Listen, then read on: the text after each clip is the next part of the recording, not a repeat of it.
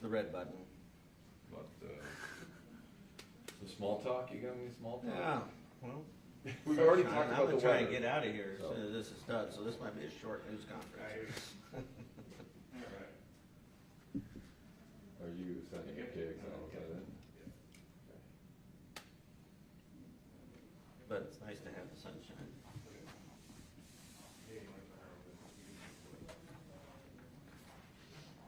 It is kind of socially awkward, just, Yeah, exactly. All of us staring at you. Well, I'm like, I want to say like, hey, what do you want to know? But then you start asking questions, and the conference hasn't started, then there's this off-the-record comment, this hot mic moment. All right, sorry. All right, you ready, better? Yes, yes, I am. Okay, everyone's audio okay?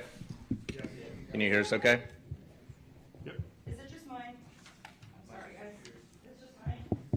Oh, of course it is, the one police bureau. Yeah. Yeah. Yeah. Oh, Oh, there we go. Let's see, that should work. it was the button. How about that? Does that work? You good, Emily? Just a second. Sorry. No problem. Okay. All right, fantastic. You can hear us okay? Everyone else is good? Awesome. Well, good afternoon and welcome. I want to thank everybody for coming by this afternoon. We want to talk a little bit about tomorrow. We are tracking several events, and as always, we'll be working with the community to facilitate a safe afternoon and a safe morning, of course. In addition to that, we want to talk about our ongoing efforts when it comes to public order and crowd management. If I can steal a few words from Chief, we are a learning organization, and we are always looking for ways to adapt and improve our own practices. And in that spirit, for some time now, we have been working with an internationally recognized expert in the dynamics and psychology of crowd behavior and public order policing. That is Professor Clifford Stott, who happens to be in town this week. So he wants to share a few words about his work with the Bureau, work that's been going on for several years now. Assistant Chief Craig Dobson will also share a few words, and of course, Chief Day. And with that, we'll start with Chief Day. Thank you, Mike. Appreciate it. Spring is my favorite season. A lot of people don't believe that because I'm such a football fan, but I love spring, and today is a great example of that. I think tomorrow is going to be another great example of that. That's one of the reasons why I love living in the City of Roses, as we just begin to see the renewal, increased amount of people outside, and I would anticipate tomorrow for these events a lot of folks. So just be aware that we expect there to be a high number of people participating, which I find to be really exciting. I'm also greatly encouraged because we have had now, under my tenure of almost 19 months, several events, several demonstrations, which have really been able to put Portland on display, balancing those values that we talk about, the ability to express ourselves, to be able to really use the opportunity to make our points known, but also to do it in a way that's appropriate and safe for all of us. So I'm really grateful for that. The Police Bureau is actively engaged in the event planning for tomorrow. We are continuing to use our dialogue officers to reach out to planners, and we anticipate having resources available if there is a situation that arises. But I'm cautiously optimistic, based upon where we've been and where we're going, that we're going to continue to benefit from this opportunities that we have to be able to exercise our First Amendment right safely and effectively. I want to say thank you once again to the members of the Police Bureau. I want to say thank you to the members of the community and our elected leaders that I've spoken to about the events this week, that tomorrow and really around the region can be a great opportunity. So with that, you really want to hear from the experts, which Chief Dobson and Professor Stott, but of course I'll be available for questions afterwards. Craig? I wanted to echo the Chief's words as well. We're excited about tomorrow and the number of folks that we expect downtown. We're hoping that after the event or during the event, folks can stop by and shop and grab a bite to eat while they're in the downtown and really enjoy the downtown and see where we're at. Today, what we're here for is to be able to talk about kind of where we're going. Last year, we had the opportunity to apply for a grant in de-escalation, and in that grant was the opportunity to bring in a renowned expert, as has been mentioned, to be able to have him come and look and work with us over what does it look like to bring dialogue policing into Portland, and so that we can do a better job of how we manage different events here in the public order realm. And so over the last year, we've had numerous conversations, and this week Professor Stott was able to come in January and do a quick assessment for us.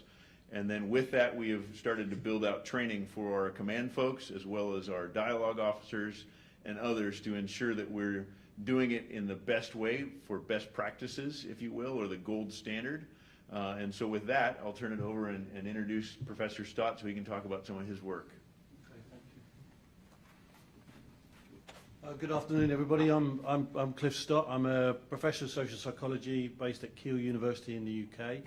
As already been mentioned, I'm an international expert on understanding crowd psychology and its implications for policing, particularly in relationship to helping the police to reorganise and organise in ways that give them the capability to de-escalate tensions and to manage crowd events in ways that maximise their capacity to facilitate human rights and constitutional rights and obligations. So with that, I've been here working with the organisation to help drive forward their thinking about crowd policing, and I'm delighted to have the opportunity to be working tomorrow, observing how they're delivering that obligation, that responsibility in real time, and I'm looking forward to the opportunity to feed that back into the project that Chief Dobson has already talked to you about that's been funded by the DOJ.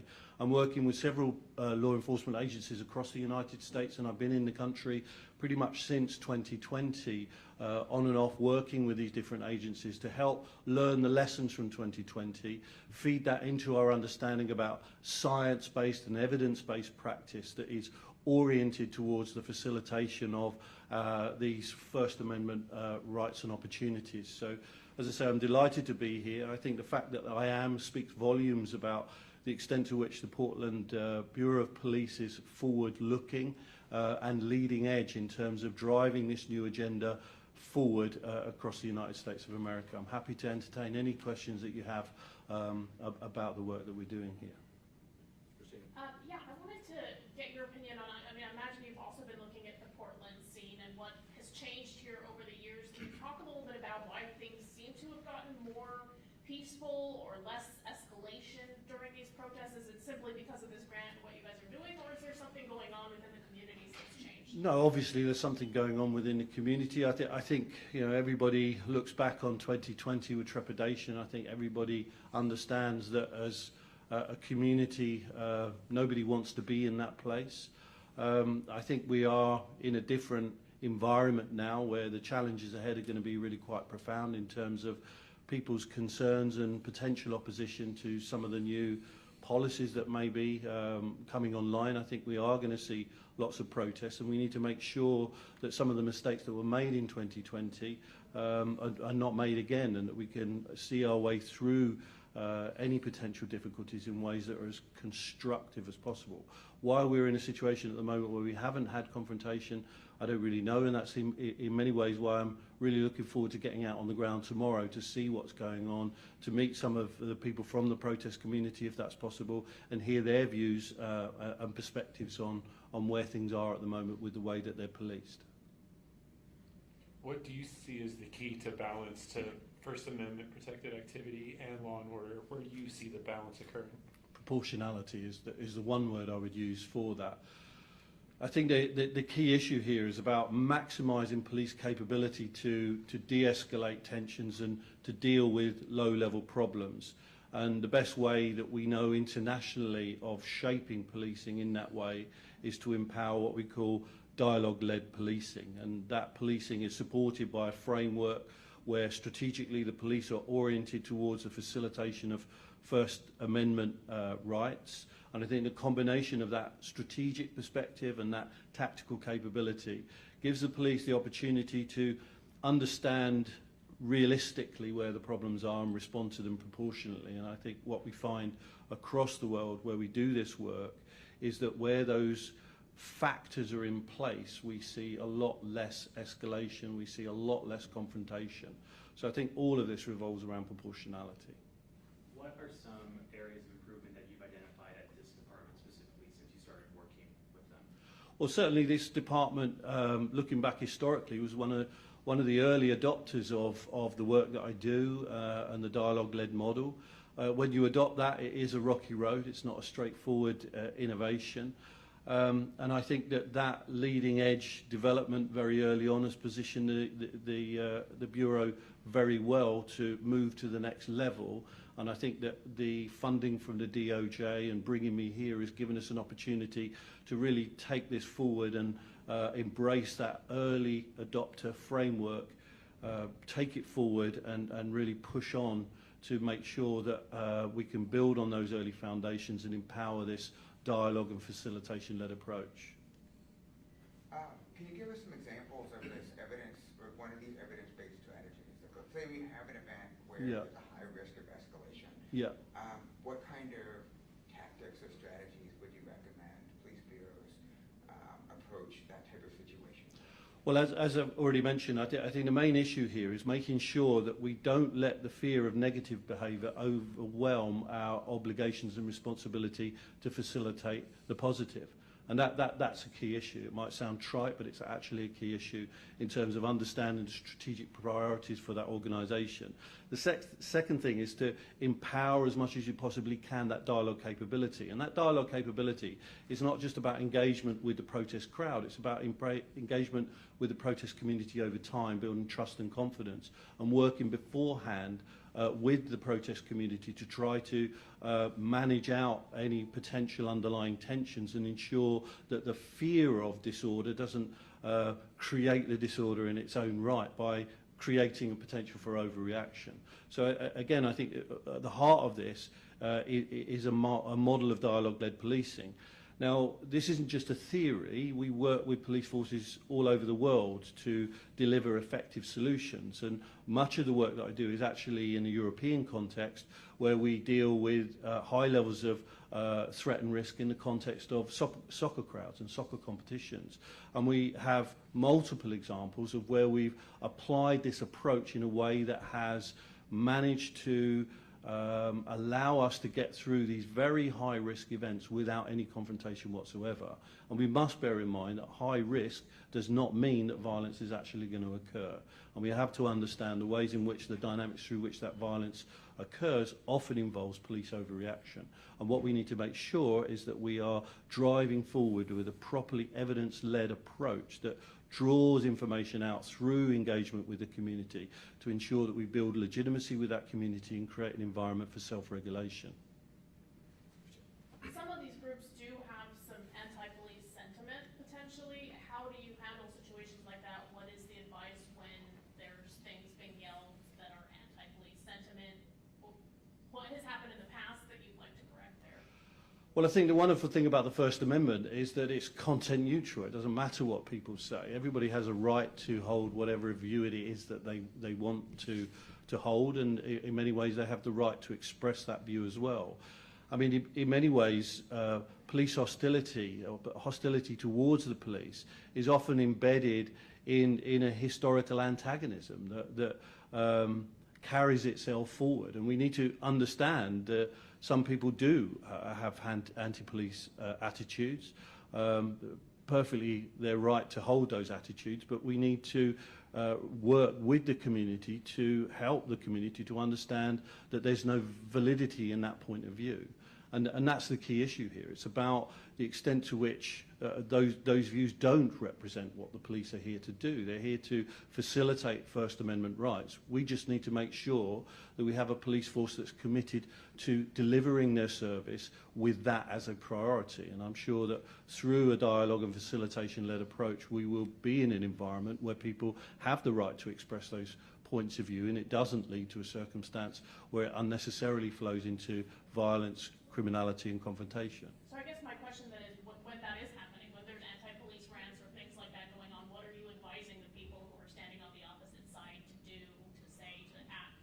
Well, I think your question it needs a little bit more clarity because, as I say, everybody's got the right to express a point of view. If what you're talking about is, does that point of view then turn into criminality? Well, clearly the police need to respond to criminality.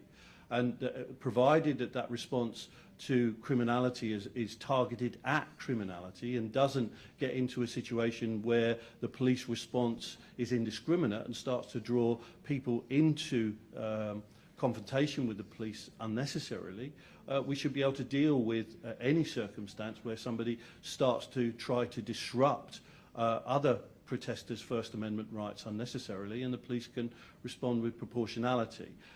The difficulty is how do we create a policing response that has proportionality within it? And again, all of the research and evidence shows us that if we have a dialogue-led, information-led, engagement-focused policing approach, we can deal with circumstances where criminality emerges in a much more targeted way. We can avoid the indiscriminate use of force that is a dynamic that unfortunately tends to compromise people's rights and draw people unnecessarily into confrontation because they feel concerned that their rights are being confronted unnecessarily.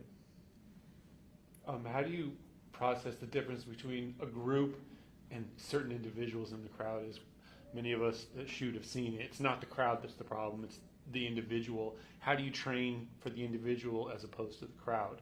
Well, it's more about having the capability to generate accurate, real-time, what we call dynamic risk assessments. And the ability to do that is improved through police capability to engage through dialogue, because through that process they're in a position to work with the community to identify circumstances where people who've come along to these protests to disrupt them are much more easily identified and targeted. And indeed what we tend to find is that where the policing response is like that, the police don't need to respond because the community do it themselves. They recognise that these forms of behaviour are disruptive.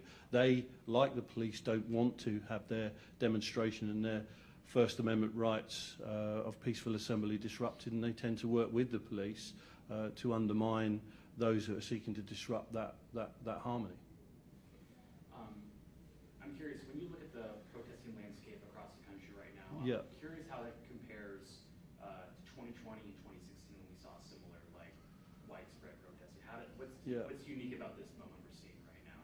Well, I think we're in 2025, and that's what's unique about it. I mean, we're in a very, very different environment now to 2020. We've got a new administration, a new political agenda. I think what we're going to see is a new kind of form of protest start to emerge, different sets of issues. People are not protesting now about what they were protesting about in 2020. Of course, the 2020 protests were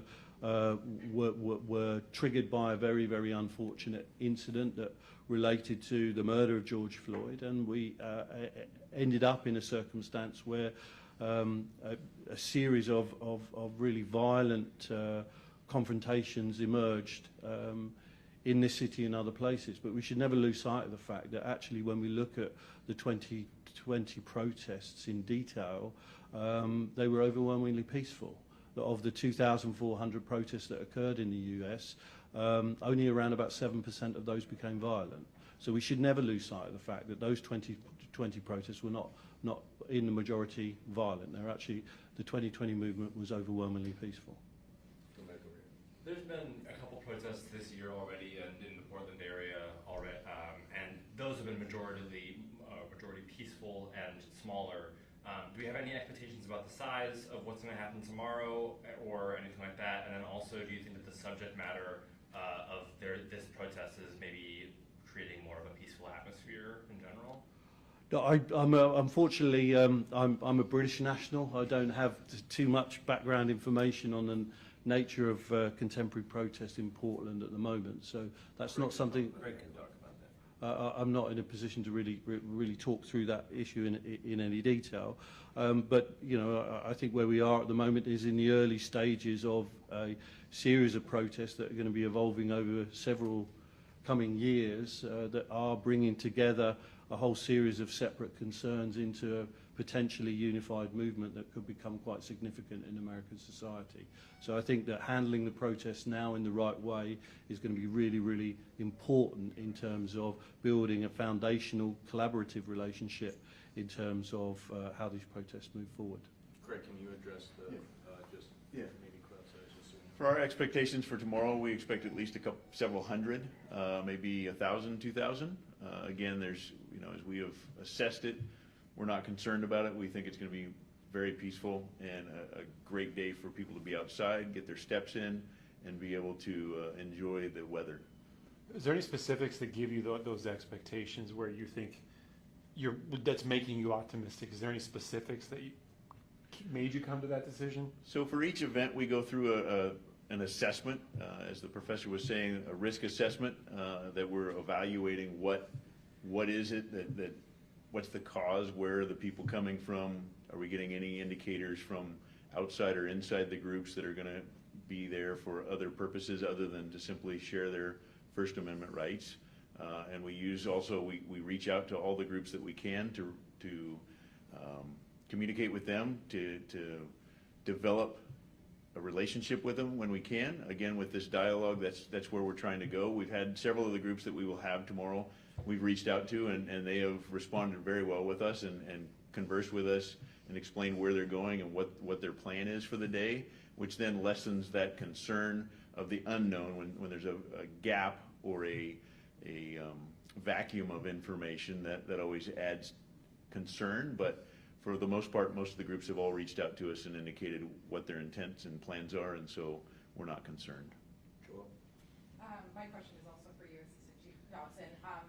So you talked a lot about the training and the communication with organizers. Are you guys doing anything to staff up or to, are there going to be barricades? Like, what are some of the operational things that we can expect tomorrow? So I think largely you'll see the same in most cases. In each event that we look at, we make that assessment and then determine what our resources are. Again, we're not anticipating any trouble. We will have resources on hand to be able to, again, engage the crowd with our dialogue officers to help facilitate that. My biggest concern is someone either tripping and falling over and hurting themselves and being able to get medical attention to them. That's my biggest concern with the groups that we have coming tomorrow. Describe the perfect outcome for you. Tomorrow? Yeah. Tomorrow that they have an event, they are supposed to go for a walk, and that they are able to get their steps in, and that they then come downtown and go shopping. And there's no need for the police to be there other than answer questions for them. Last question, Christine. Yeah, what are some of the risk factors that you have individuated, and is the weather one of them? Give that to me one more time. People, warm weather?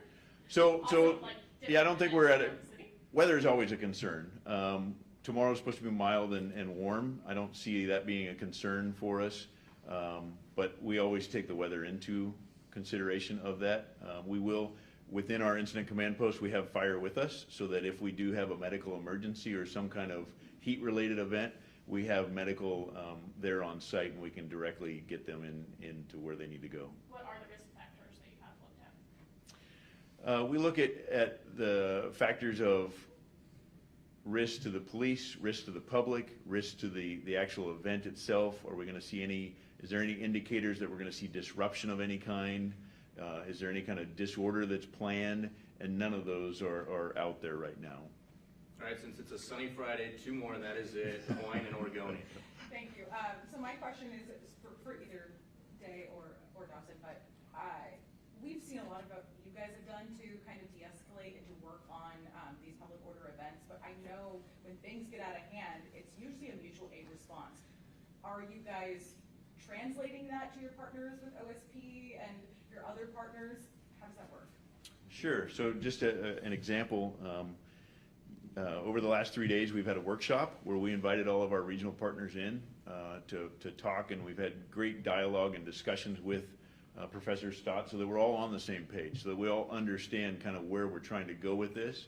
And it was a very engaging conversation where I don't think anybody left doubting that this is not the direction we want to go. And so that's where that importance of having conversations and making sure we're reaching out on a regular basis and having these conversations with our other teams and other folks, I think is super important, so that we are all on the same page. Last question. Yeah, so yesterday I checked in with Portland Bureau of Transportation, and they said that a permit hadn't been filed for marching in the street, and I also checked with you, and you said you're encouraging them to do so. And from everything I can gather, they're planning like a 2-mile march tomorrow. How is PBB planning to handle that if they do move into the street and there is some sort of traffic disruption? Is it going to be pretty much hands-off? Is there any kind of plan in place for that? And have they actually, I reached out to people and they haven't confirmed whether they have reached out for a street marching permit.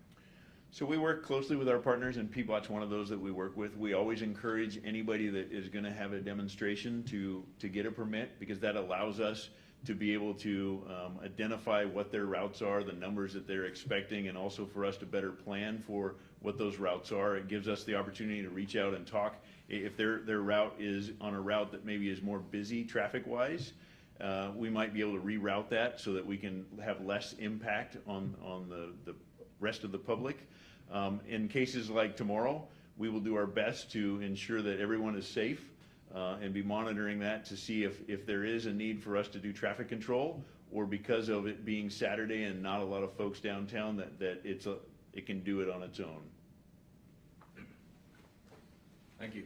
I must say, in my 18 or 19 months here on the job, I don't think I've been at a news conference where Chief Day wasn't called up and asked question after question, but that really is a testament to who Professor Stott is, and really ultimately, our commitment to be a learning organization. And he really is a fascinating individual, and next trip down, we intend to do a podcast with him where we can go even deeper into his work and his studies. So be on the lookout for that.